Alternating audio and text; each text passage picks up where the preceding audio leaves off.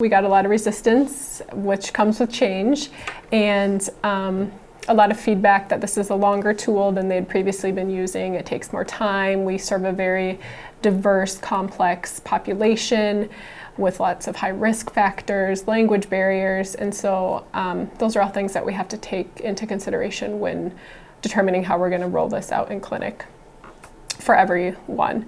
So we've looked at, should we increase the appointment times of these well-child checks, and so we're doing some time studies to see how long it's taking to have families complete these questionnaires, how long it takes families to complete these questionnaires if they're given the questionnaire at the time that they're roomed versus when they check in. And we're also doing some pilots at the front desks to hand out the questionnaires to see if that's improving the time that it takes to have an appointment if they're given the questionnaire at the front when they check in, so that they have time to complete that before they even see the provider.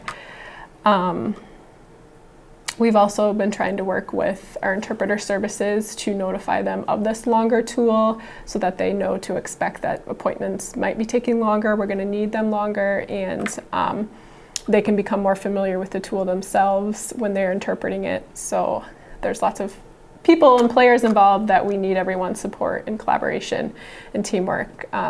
We also use Epic as our electronic medical records, electronic health records. So we've been partnering with Epic to standardize the SMART sets to include the ages and stages questionnaires, the social emotional and the regular developmental one, to standardize it within clinic and across the community clinics as well, and build in some shortcuts that make it easier for providers to complete the questionnaires and document what they've been doing in their work with families.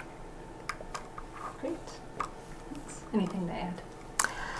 Well, I just wanted to add that definitely the challenge continues. I mean, we haven't completely gotten things ironed out how we wanted, with the tool being in English and Spanish at this time.